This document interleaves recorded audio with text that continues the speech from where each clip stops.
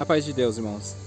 A gente não pode generalizar os casos que acontecem dentro de uma denominação, até porque normalmente são pessoas, e pessoas, por mais que muitos acham que ele foi parar no cargo, mostra divina, vontade de Deus, as pessoas podem vir a se corromper.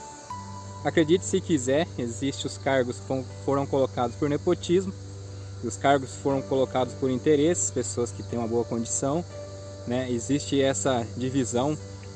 Há quem quer negar essas coisas, mas não tem como negar, porque as próprias denominações estão lutando, tentando demonstrar que não é bem assim, ou tentando ensinar as regiões para que não escolha seus cargos assim. Mas certas situações que eu vou estar colocando aqui nesse depoimento se torna ainda mais grave, porque toda denominação, quando ela vai tratar assuntos de pessoas de classe, com mais condição e outros com menos condição, existe sim as suas preferências, as suas escolhas, né? Questão de família, grande família ou pequena família, de nome, sobrenome mais forte na cidade, sempre teve esse tipo de coisa. E existe para criar essa situação de reunião, resolver os casos, que são muitos, né? O ser humano comete os seus erros, suas quedas, então a igreja tem que manter uma disciplina. Mas ela cria um livro, normalmente, por exemplo, na congregação, é uma ata, né? E lá vai ter um outro livro que é colocado os assuntos, né? Por exemplo, na Adventista do Sétimo Dia, na Testemunha de Jeová. E esses livros, quando você precisa deles, que é uma acusação muitas vezes, às vezes está acontecendo injustamente e vai precisar levar à justiça, sim, porque agora tem que levar na justiça, tá, irmãos? O que acontece de errado para você, para sua família, para seu filho, leve na justiça, sem dó, e processe. Porque as denominações estão fazendo isso com quem tem uma opinião formada com eles. A gente tem canal, eu estou preparado, eu não posso falar aqui o nome, mas eu tenho um canal com um grande número, uma boa quantidade de número de inscritos. E ele está em outra plataforma. E está nessa plataforma com um nome diferente. Caso vier acontecer alguma coisa com esse, eu vou partir para lá, né? Ficar só nele. Mas não dá para falar o nome aqui, ou colocar assim a minha imagem lá, porque daí eles vão atrás, né? Então não funciona muito bem dessa forma, é mais por uma precaução, uma segurança. Mas eles processam, eles tentam processar, porque falou o nome, mas geralmente perdem e tem que pagar ainda. É o que aconteceu aí com o canal de um crítico da congregação, aí acho que mais ou menos 40 mil reais teve que pagar para o crítico ainda. Então o juiz entende que a pessoa é figura pública e aí ele mesmo colocou a imagem dele porque ele quis na internet. Então está sujeito a opiniões, né? Mas aí nesse caso, desse depoimento dela, vocês vão ver um caso muito grave, que em outros países aí está sendo muito evidente em várias denominações. Mas agora, irmãos, isso acontece, muitas coisas que a gente está vendo, o pessoal fala que são os fins dos dias, né, os últimos dias. Mas são coisas que às vezes ocorria, mas não tinha internet. Muitos criticam aquele que tem um canal de opinião, de crítica, de comentário, mas através disso tudo que está vindo à tona, muitas coisas. E aí a gente começa a conhecer a vontade de Deus para o homem na terra, a sua graça maravilhosa e o ser humano e suas ações dentro das próprias denominações. E aí você começa, não era para ver a desistência dos cristãos de igreja, vamos sair, porque tanto na congregação quanto outras são um grande número de pessoas que vão saindo, mas era para ver mais uma visão melhor da religiosidade, de você gostar da denominação, seja o que ela fizer, é a melhor, é a mais certa, porque cada uma vai vender o seu peixe, vai falar isso aí, né? Daí era para você voltar à Bíblia, voltar ao Evangelho, aí sim se firmar na verdade. Mas alguns preferem falar, eu vou na igreja para quê? Lá é todo mundo errado, fulano na sua igreja faz tudo errado, a pior coisa que tem é crente, tem essas conversas. Aí eles se sentem melhor, cria um mundinho para eles também, Então, irmãos, eu vou deixar o depoimento dela aí, desse caso que aconteceu, com esse outro ancião. É outro ancião, porque eu vou dar uma olhada aí no que ela vai falar.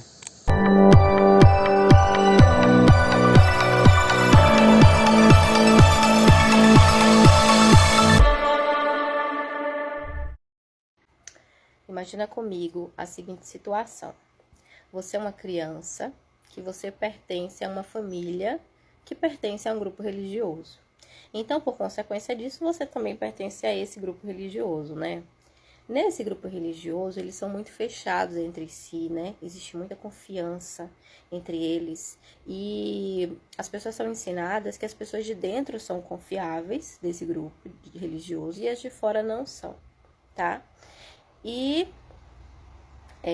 nesse grupo religioso também, as pessoas ensinam que você deve fazer de tudo para não sujar o nome de Deus, né? Não escandalizar, não fazer as pessoas verem aquele grupo como algo negativo, porque você pode estar fechando as portas para as pessoas terem acesso à palavra de Deus e à salvação, porque a salvação ela provém daquele grupo, é só aquele grupo que vai ter a salvação, né?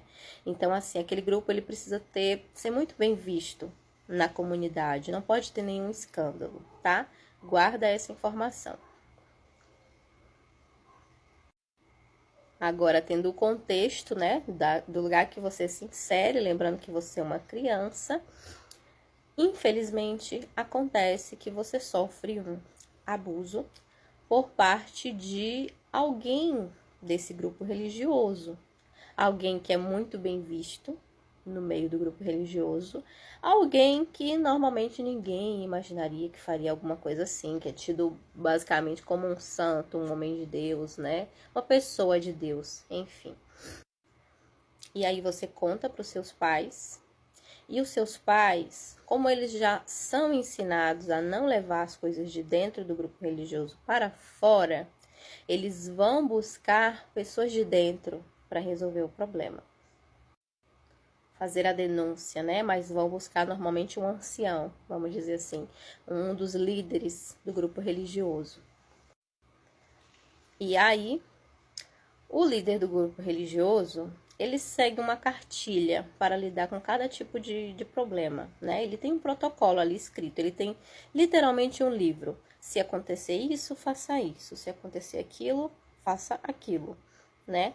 E aí, esse líder vai dizer assim, mas como vamos saber se essa criança tá dizendo a verdade ou não? Não tem como saber, o irmão fulano é um irmão exemplar, é um irmão super espiritual, ele é ancião também, né? Essa acusação é muito séria. Olha só, a Bíblia diz que precisa de 2 testemunhas. Se não tiver 2 testemunhas, a gente não pode acusar a pessoa. Mas, né, quem é que faz esse tipo de coisa com testemunha? Mas a gente... Aí o ancião diz assim, não, mas a gente vai resolver isso aqui. Vamos chamar o irmão fulano, que está sendo acusado, e vamos botar ele aqui, cara a cara com a criança, né? Para a criança perguntar, dizer a versão na frente dele, né? Para ver o que acontece. No auge do desespero, natural de qualquer mãe, percebendo a indiferença, né, com a situação, diz que vai buscar a polícia, né? Até porque é o certo a se fazer, né? Que vai fazer um BO, vai fazer uma denúncia, né? Para que a pessoa pague, né? Pelo que fez. E aí esse líder religioso, ele vai chegar para essa mãe e vai dizer assim, não, você não pode fazer isso. Você não pode fazer isso porque você nem sabe se essa criança está inventando isso. Você nem sabe se o irmão fulano realmente fez isso. E você vai acabar sujando o nome do nosso Deus. Você vai escandalizar e você vai fechar portas. Quando a gente for pregar para as pessoas da comunidade, falando sobre a verdade que nós temos, as pessoas não vão querer nos ouvir por causa desse escândalo. Isso não pode acontecer. Mas aí essa mãe, ela diz, não, eu vou buscar, né, a polícia, isso não pode ficar assim. E aí, com muito jeito, né, esse líder religioso, ele tenta convencer essa mãe a não fazer a denúncia. Mas a mãe insiste que vai fazer. E aí vem o auge da coisa. Se você fizer essa denúncia, você pode ser expulsa da comunidade. E a mãe sabe o que significa ser expulsa da comunidade. A mãe sabe que ela vai perder o contato com todos os amigos dela, com os parentes dela que estão lá dentro. Principalmente se ela tiver muito tempo lá dentro, ela vai perder todo o círculo social dela. Porque o próprio grupo religioso disse para ela que as pessoas de fora não são boas, só são boas as pessoas de dentro. Incentivou, né, compulsoriamente, a desfazer os laços com seus parentes e amigos que não pertenciam a esse grupo religioso. Então, todo o círculo dessa mãe está ali dentro. Então, se ela faz a denúncia para buscar justiça pelo que aconteceu, ela vai ter uma morte social. Ela vai perder tudo que ela sempre teve, né? Essa é a situação. Aí essa mãe pondera, né? Esse líder religioso fala assim: confia em Deus. Deus, ele vai resolver. Se tiver alguma coisa errada, ele vai resolver. Se o irmão fulano tiver feito isso, Deus vai dar a disciplina. Deus vai mostrar, né? Não se preocupe com isso, porque a justiça de Deus é melhor do que a dos homens. Aí essa mãe, né, foi colocada ali a fé dela em xeque. Então ela diz assim: opa, tenho que rever aqui meus conceitos, vou esperar Deus agir, né? E aí eles fazem, né, uma reuniãozinha com o irmão acusado, eles não conseguem livrar a cara dele. Olha só, esse irmão vai ser disciplinado. Vamos expulsar ele, né? Vamos expulsar ele da comunidade. Aí eles dão lá um anúncio: olha, o irmão fulano não é mais testemunha de Jeová. Não vão dizer o que ele fez, mas a família sabe o que ele fez, né? E a família vai guardar ali o sigilo, confiando que a justiça divina foi feita, porque ele não estaria mais ali, né?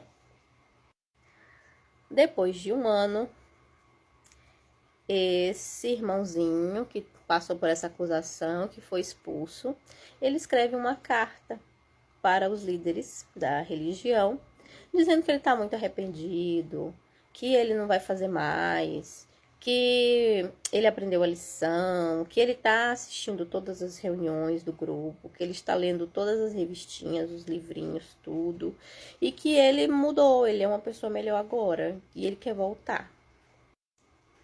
Os líderes religiosos vão lá na frente, dão um anúncio: fulaninho de tal voltou para nossa comunidade, agora ele é nosso irmão, vamos recebê-lo de braços abertos. Todo mundo aplaude. No final da reunião, todo mundo, ele recebe abraços: seja bem-vindo, tava com saudade, ai meu Deus. Como é que fica você? Como é que fica você nessa situação? Esse irmão, ele passou pela disciplina e ele está de volta na comunidade. E existem muitas atividades dentro da religião que você vai ter que fazer junto com ele.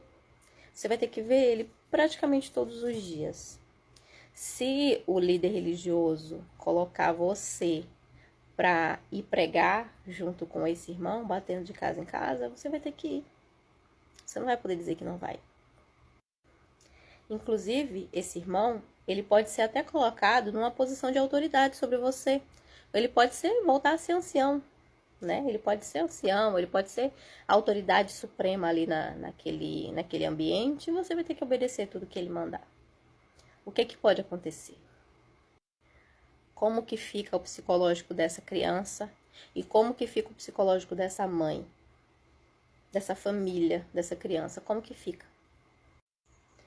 E aí, não importa mais o que você viveu, porque Deus perdoou aquela pessoa, né?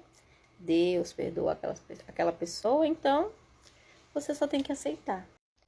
Essa história que eu contei parece muito absurda, né?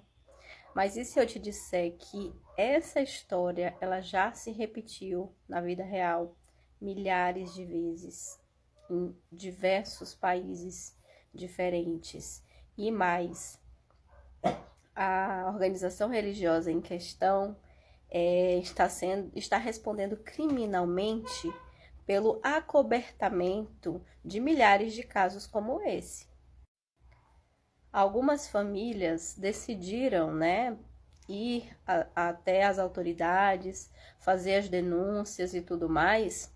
Porém, quando isso acontece, né, os registros que eles têm, né, nesse grupo religioso, dos casos, eles dão um jeito de sumir com os registros, porque a vítima, ela informa a polícia de que foi dado um depoimento, né, que foi documentado, né, o que aconteceu, porque sim, em qualquer tipo de reunião, né, em uma comissão, tudo que acontece ali é escrito, tá? Na verdade, não só numa comissão, mas isso é assunto para um outro vídeo. Mas assim, eles têm registrado tudo que foi falado, né? Tudo que foi feito. Então, é natural que a polícia procure esses registros. E aí, essa organização, ela some com todas as provas. E sabe o que é muito curioso a respeito desse grupo, dessa organização religiosa? É que eles adoram quando a mídia exalta eles de alguma forma, faz algum tipo de propaganda gratuita, vamos dizer assim, a respeito deles. Aí divulgam para todo mundo. Por exemplo, é muito natural, é muito normal na época dos congressos, né? Curiosamente, sempre tem uma reportagem a respeito do congresso. Sempre tem um repórter que vai lá e mostra como que é bonitinho, como que o povo é bem arrumado, como que o ambiente é limpo, como que todo mundo trabalha ali voluntariamente. Olha só que união esses irmãos aqui. Nossa, que coisa linda. É uma verdadeira propaganda da organização. Agora, quando a mesma mídia coloca uma reportagem dizendo que essa mesma organização está sendo acusada, está sendo investigada por acobertar crimes, vamos dizer assim, né? Esse tipo de crime que a gente falou aqui, não, é mentira. Isso aí é coisa de apóstata que quer difamar a nossa organização. Isso aí é artimanha do diabo para acabar com a nossa organização, porque a gente tem a verdade. Isso não acontece, gente. Isso é mentira. É mentira mesmo? Se é mentira, por que chamaram um membro do corpo governante para depor? Hein? Tá lá. Tá na internet para todo mundo ver. A Comissão Real Australiana, a famosa Comissão Real Australiana, porque lá na Austrália são mais de 1000 casos acobertados e o escândalo foi tão grande que eles chamaram um membro do corpo governante para depor lá. E ele mente descaradamente, ele se faz de bobo, ele fala uma coisa e depois diz outra, ele tenta se sair pelas beiradas o tempo todo. Por que então que existe uma série, um documentário chamado Segredos no Reino de Jeová, em que um jornalista vai atrás de vítimas desse tipo de crime, né? E que elas estão buscando na justiça e a organização religiosa não libera os arquivos que eles têm, de forma nenhuma. Inclusive, em um dos episódios dessa série, uma moça que o pai dela foi estudante do Stephen Lett, membro também do corpo governante, que as famílias eram amigas, tinham uma história ali juntos antes dele se tornar membro do corpo governante. Essa filha desse estudante dele sofreu esse tipo de crime, né? E o pai dela ficou tão deprimido que ele mergulhou no alcoolismo e morreu. Inclusive, antes dele morrer, ele escreveu uma carta para o próprio Stephen Lett. E ele fez pouco caso, tipo assim, não, deixa nas mãos de Jeová. Jeová resolve. E tudo, absolutamente tudo é resolvido dessa forma. Deixa nas mãos de Jeová. Ele vai fazer justiça. Enquanto eles dizem que Jeová vai fazer justiça, eles estão escondendo provas, jogando tudo para debaixo do tapete. Agora vamos raciocinar aqui comigo. Como é que funcionam as coisas? Por que que é tão grave para eles? Por exemplo, eu, enquanto testemunha de Jeová, é muito grave que eu poste nos meus stories memes de cunho político no momento da eleição, que dá a entender ali para eles que eu tô tomando um lado, que eu tenho uma opinião política, pronto. É muito grave para eles que eu tenha opinião política. Eu não posso fazer isso. Mas não é grave que um irmão, um ancião, abuse de uma criança. Aí eles acobertam. Entende? Porque eu fui chamada, fui convocada para me explicar, né? Fizeram de tudo, moveram todos os pauzinhos para que eu fosse expulsa, ou pelo menos disciplinada, porque eu estava mostrando opinião.